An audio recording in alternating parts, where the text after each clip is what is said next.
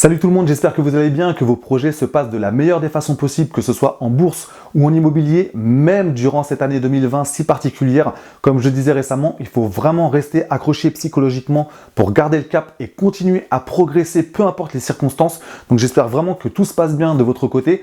Aujourd'hui, je tiens à préciser que je tourne cette vidéo durant la sieste de mon fils que je viens de coucher, qui est juste au-dessus de moi à l'étage. Donc c'est vraiment le moment de la journée où je suis le plus tranquille. Je pourrais faire autre chose, mais je pense à vous et j'ai décidé aujourd'hui de vous faire une vidéo. Et ce que je vous propose, c'est que nous fassions une expérience temporelle, c'est-à-dire qu'on va s'imaginer en possession d'une machine à voyager dans le temps, comme dans le film Retour vers le futur. Je ne sais pas si vous connaissez, mais moi je suis totalement fan. C'était clairement de ma génération, ça me rappelle ma jeunesse. Donc on va imaginer qu'on a une machine à voyager dans le temps et qu'on peut repartir dans notre passé pour avoir une discussion avec la personne que nous étions à l'âge de 20 ans. Quels seraient les conseils financiers qu'on pourrait se donner à soi-même et quelles seraient les habitudes qu'on se conseillerait d'adopter à cet âge de 20 ans? Et surtout, quelles seraient les conséquences de ces habitudes sur notre vie actuelle? Dans cette vidéo, je vais donc partager avec vous les 6 habitudes de millionnaire que j'aurais adoré adopter à l'âge de 20 ans et qui m'auraient clairement permis de décupler les résultats que j'ai actuellement. Mais avant de rentrer dans le vif du sujet, si ce n'est pas encore fait, pensez à vous abonner à la chaîne et à activer la cloche pour recevoir chaque semaine des vidéos consacrées à la liberté financière en partant de zéro. Et accessoirement pour m'encourager à produire toujours plus de contenu, un peu comme des supporters dans un stade en furie avec des pancartes marquées « Allez Anthony, allez Anthony !» Alors l'objectif de cette vidéo, ce n'est pas non plus de vous donner un sentiment d'amertume et de finalement arriver à la fin de cette vidéo en vous disant « Ah, si j'avais su tout ça, j'aurais vraiment eu des résultats différents aujourd'hui ». Mais c'est vraiment de vous faire comprendre à quel point le temps passe super vite. Parce que moi personnellement, j'ai 35 ans. Et quand je regarde en arrière à l'âge de 20 ans, donc c'était à 15 ans, j'ai vraiment pas vu passer ces 15 années et je suis sûr que c'est la même chose pour vous. C'est vraiment important de se rendre compte que ça passe à une vitesse vraiment vertigineuse. Et le plus important, c'est de se dire que le meilleur moment, c'était certes il y a peut-être 5, 10 ou 15 ans pour commencer à investir, mais le deuxième meilleur moment, c'est aujourd'hui même. Première habitude de millionnaire que j'aurais adoré adopter à l'âge de 20 ans, privilégier les expériences plutôt que les possessions matérielles. Parce que clairement, à cette époque-là, j'étais un gros consommateur. J'étais un acheteur compulsif, notamment de DVD. Je me rappelle très bien, à cette époque-là, j'avais eu mon premier job. J'étais surveillant dans un lycée. J'étais à mi-temps, donc je touchais environ 540 € par mois. Et je me rappelle que j'avais attendu avec impatience ma première paye pour me dire je vais commander plein de DVD, ça va me faire trop du bien. Et le jour où j'ai reçu ma paye, j'ai commandé pour l'équivalent de 25% de ma paye en DVD. Donc quand je repense à ça aujourd'hui, je me dis mais j'étais clairement complètement dans un délire. Et le problème, c'est qu'en ayant cette mauvaise habitude de consommer des choses matérielles qui finalement ne m'ont pas du tout apporté de bonheur par la suite, j'étais pas plus heureux par la suite après avoir acheté ces dizaines de DVD, et le problème c'est que ça m'a empêché de constituer une épargne vraiment importante, surtout à cette époque où ça reste beaucoup plus simple de mettre de l'argent de côté parce qu'on a moins de contraintes, on a moins de choses à payer. À cette époque-là, j'habitais encore chez mes parents, donc c'était vraiment très simple de mettre de l'argent de côté. Donc c'est une très mauvaise habitude que j'avais à cette époque-là de privilégier les possessions matérielles qui ne m'ont pas rendu plus heureux. J'aurais dû plutôt me concentrer sur vivre des expériences, rencontrer de nouvelles personnes. C'est des choses qui sont beaucoup plus enrichissantes, en tout cas de mon point de vue.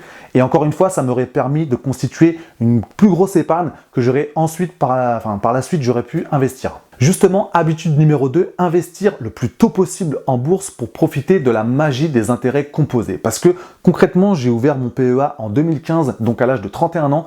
Et quand je regarde, je me dis que j'ai perdu vraiment trop longtemps en fait. J'ai perdu de nombreuses années et j'ai surtout perdu une occasion unique de démarrer le plus tôt possible cet investissement en bourse pour encore une fois profiter de cette fameuse magie des intérêts composés. Parce que si on prend l'exemple d'un jeune de 20 ans qui décide de placer 300 € par mois sur un placement qui lui rapporte 5% sur une durée de 10 ans, il sera au bout de 10 ans à la tête d'un capital de 46 500 €, soit 10 500 € d'intérêt perçu. Et clairement, placer 300 € par mois à l'âge de 20 ans, encore plus si on habite chez ses parents et encore plus si on a un job à côté de ses études, c'est quelque chose qui n'est pas insurmontable. Ça ne va pas nous empêcher de profiter de la vie pour autant. Donc c'est quelque chose qui est facilement faisable à cette époque de notre vie. Et quand on voit la magie des intérêts composés, on se dit qu'on a vraiment tort de passer à côté de cette opportunité de commencer à constituer un patrimoine financier.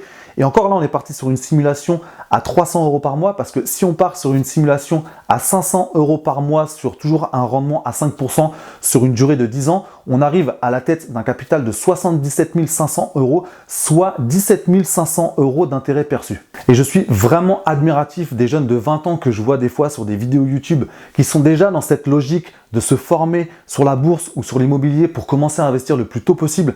Parce que quand je me regarde à l'âge de 20 ans, certes, j'avais commencé à entendre parler de l'immobilier, notamment avec Gilles Grimm que j'avais vu sur une émission sur M6, mais j'étais pas du tout dans une logique de passer à l'action, de me former sérieusement. Donc encore une fois, je suis vraiment admiratif des jeunes de 20 ans qui sont déjà dans cette logique-là parce qu'ils partent avec X longueur d'avance par rapport à des personnes qui mettent beaucoup plus de temps à enfin passer à l'action. Et c'est une excellente transition pour la troisième habitude de millionnaire que j'aurais adoré adopter à cet âge de 20 ans, m'imprégner du marché immobilier pour être capable de saisir les opportunités. Parce que à cet âge-là, on a un temps libre qui est sans aucune mesure avec ce qu'il sera par la suite et on se dit que c'est finalement une occasion unique de se former sur tel ou tel domaine de l'immobilier, que ce soit la fiscalité, la gestion locative, la recherche d'un bien rentable ou alors même se former sur les bases des travaux de rénovation pour savoir exactement comment sélectionner les bons artisans et comment suivre efficacement un chantier de rénovation.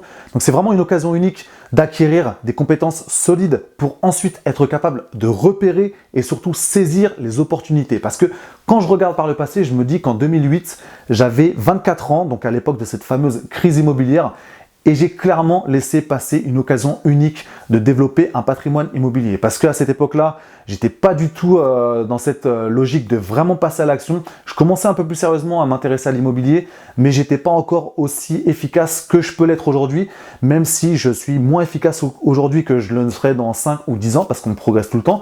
Mais voilà, si j'avais eu les connaissances que j'ai aujourd'hui à cette époque-là, clairement, j'aurais pas fait les mêmes erreurs, parce que à cette époque-là, 1 ou 2 ans après, j'ai acheté un appartement sur plan et en plus, j'ai mis 15 000 € d'apport. Donc, j'ai brûlé toute mon épargne pour cet investissement-là et c'est clairement quelque chose que je n'aurais pas refait aujourd'hui. Donc voilà, profitez de cet âge de 20 ans, donc d'être dans le début de la vingtaine, profitez de ce temps libre pour vraiment se former en détail sur le domaine de l'immobilier pour être capable de repérer et surtout saisir les opportunités. Quatrième habitude que j'aurais adoré adopter à l'âge de 20 ans, faire complètement abstraction du regard des autres. Parce que souvent à cet âge-là, on passe beaucoup trop de temps à se poser 50 000 questions pour savoir si on plaît à telle ou telle personne. On est complètement tributaire du regard des autres.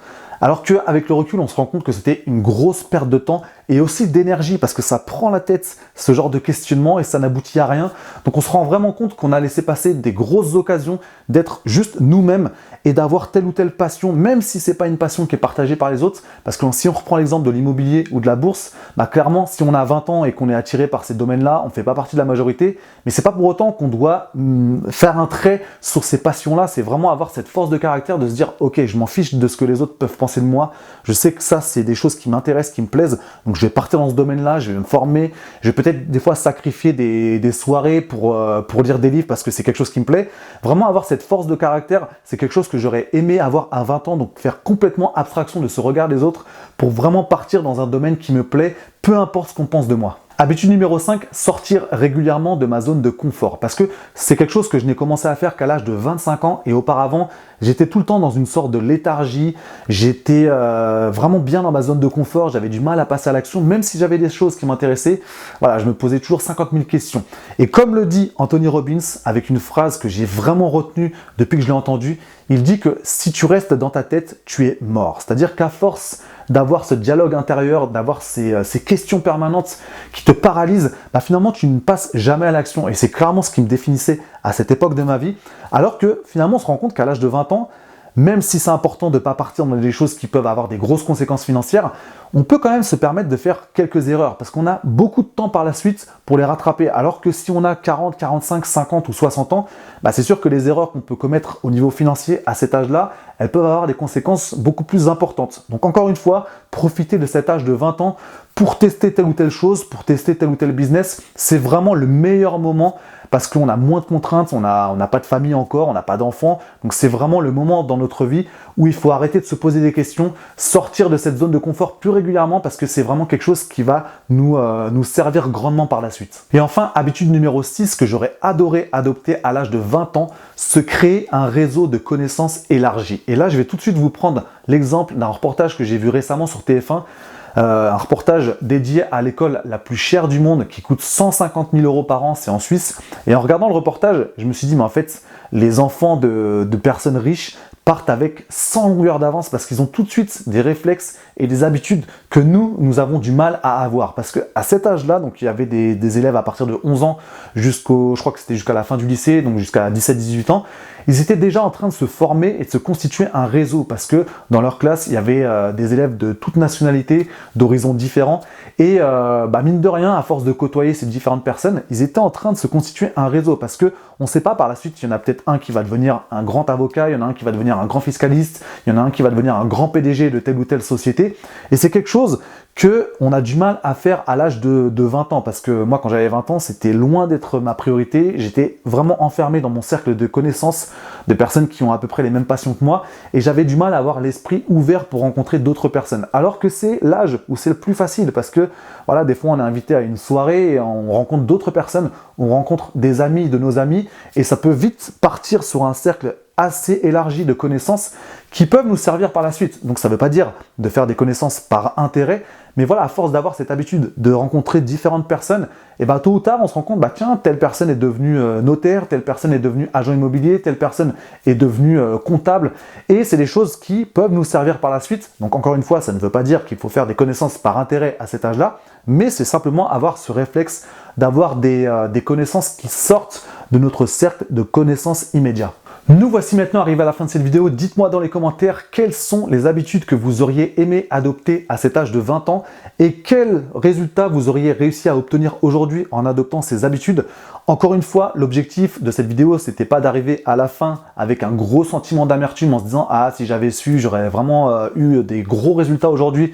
J'ai vraiment laissé passer toutes ces occasions. » C'est vraiment pas l'objectif de cette vidéo, c'est simplement de se rendre compte que le temps passe super vite et que le meilleur moment pour investir, c'était certes il y a peut-être 5, 10 ou 15 ans, mais le deuxième meilleur moment, c'est aujourd'hui même. Donc en gros, il ne faut pas avoir d'excuses pour ne pas passer à l'action aujourd'hui, que ce soit dans le domaine de la bourse ou de l'immobilier. C'est vraiment important de se rendre compte à quel point le temps passe vite.